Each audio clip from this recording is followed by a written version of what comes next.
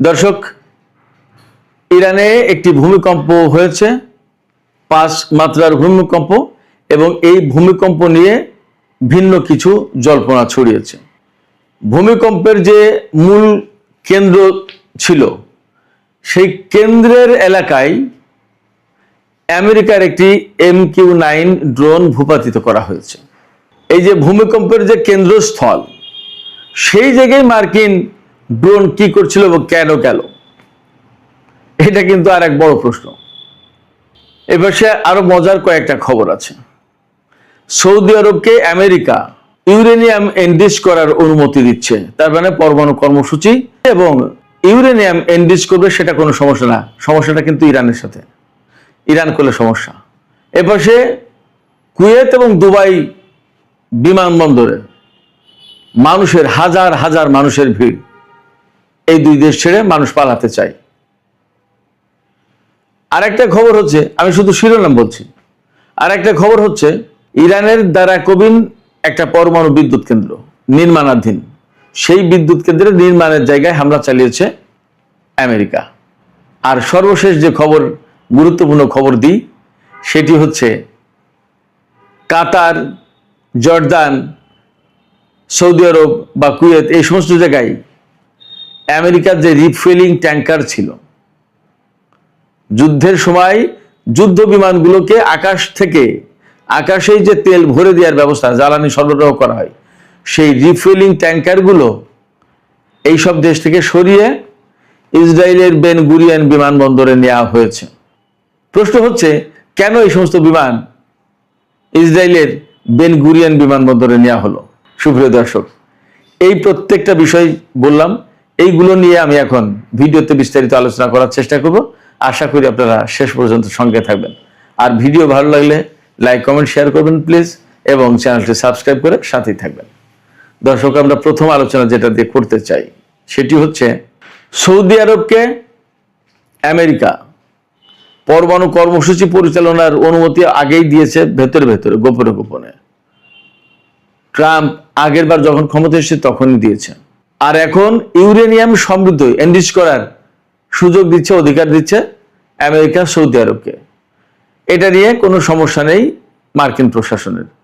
কারণ হচ্ছে কি, ওই যে আমি বলি, মার্কিন প্রশাসনের অনুমতি নিয়ে আপনি কাজ করছেন, তারপরে তার সাথে আপনি সম্পর্ক রেখে তার স্বার্থ হাসিল করে দিয়ে আপনি যা খুশি করেন, কোনো সমস্যা নেই।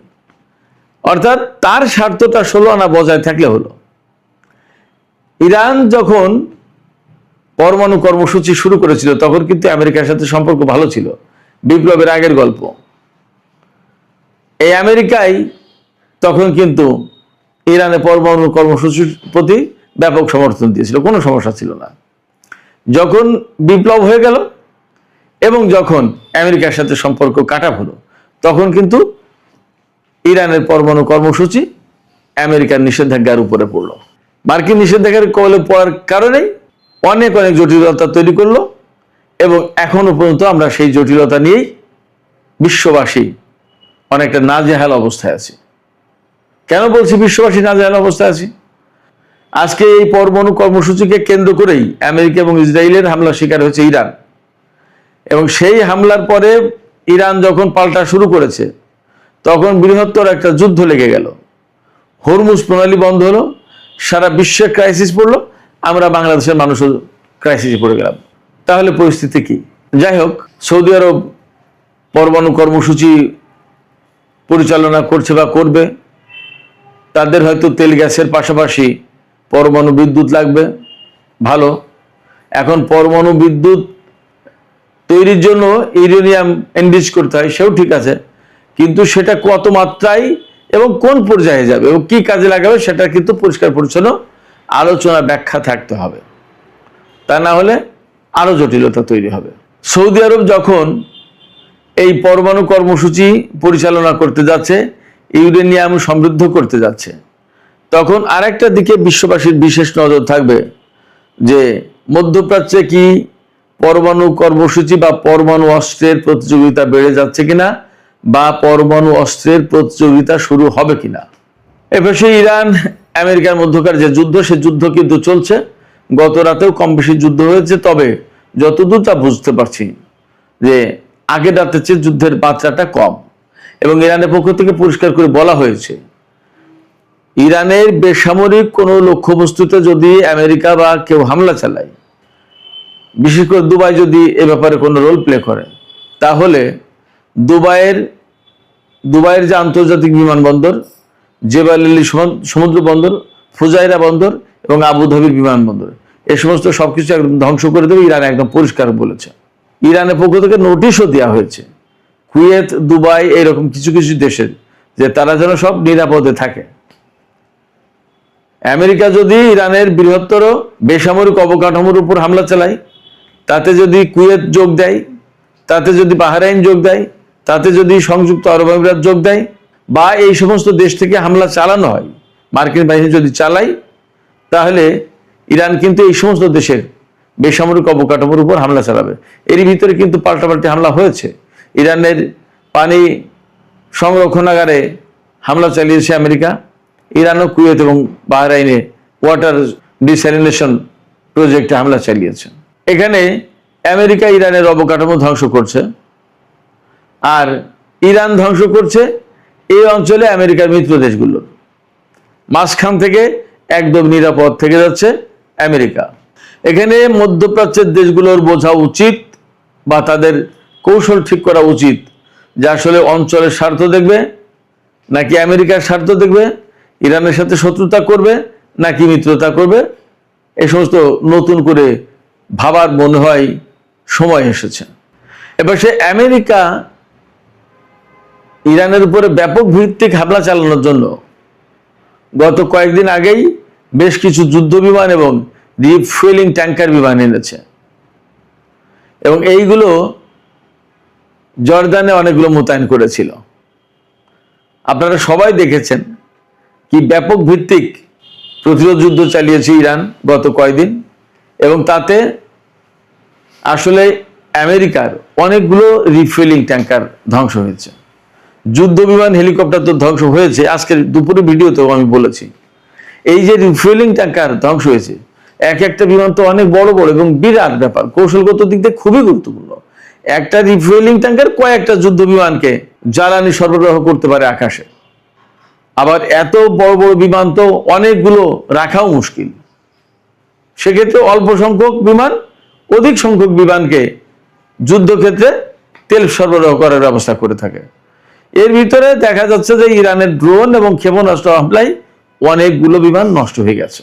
এই রিফুয়েলিং KC-135 এবং KC-46 এই মডেলের বিমান। এখন বিমানগুলোকে বাঁচানোর জন্য ইসরায়েলের বেন গুরিয়ন বিমানবন্দরে নিয়ে যাচ্ছে আমেরিকা। কারণ কি, এই মুহূর্তে ইসরায়েলের সাথে ইরানের কোনো যুদ্ধ হচ্ছে না।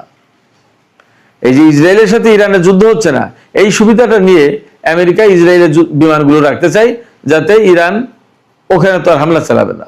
মধ্যপ্রাচ্যের এই সমস্ত দেশগুলোর উপরে কেন ইরান হামলা চালাচ্ছে, মার্কিন ঘাঁটিগুলোর উপরে হামলা চালাচ্ছে কেন? ইরানের বক্তব্য হচ্ছে কি, যে ওই সমস্ত দেশের ঘাঁটি মাটি ব্যবহার করে, যেহেতু আমেরিকা ইরানের উপর হামলা চালাচ্ছে, অতএব ওই দেশের ওই সমস্ত জায়গায় হামলা চালানো হচ্ছে ইরানের পক্ষ থেকে। ইসরায়েলের বিমানবন্দর ব্যবহার করে যদি আমেরিকা ইরানের উপর হামলা চালায়, তাহলে ইসরায়েলের ওই সমস্ত বিমানবন্দরে হামলা চালাবে ইরান। তাতে ইরানের ভয় পাওয়ার কোনো কারণে ভয় পাবে না, এবং এ নিয়ে কোনো সিদ্ধান্তহীনতায় ভুগবে না। আমার ব্যক্তিগত পর্যবেক্ষণ বা ব্যক্তিগত অভিমত এটা। আপনারা কি মনে করেন, আপনারা বলতে পারেন দর্শক। তো যখন ইসরায়েলের বেন গুরিয়ন বিমানবন্দর হোক আর অন্য কোনো বিমানবন্দর হোক, যে বিমানবন্দর থেকেই হোক না কেন, যুদ্ধের কাজে এই সমস্ত বিমানকে ব্যবহার করা হবে, তখন কিন্তু ইরান ঠিকই তার উৎসে আঘাত হানবে। তাহলে আবার নতুন করে ইসরায়েলের এই যুদ্ধে জড়িয়ে পড়ার, প্রকাশ্যে জড়িয়ে পড়ার একটা প্রশ্ন কিন্তু বা সম্ভাবনা, আশঙ্কা তৈরি হচ্ছে।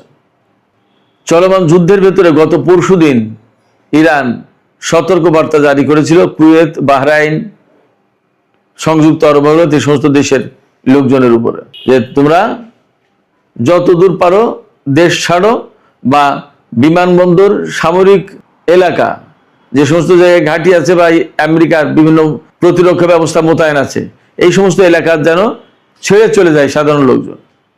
আবার এর ভেতরে গতকালকের খবর ছিল আমেরিকা তার নাগরিকদেরকে মধ্যপ্রাচ্যের সব দেশ থেকে চলে যাওয়ার জন্য বলেছে।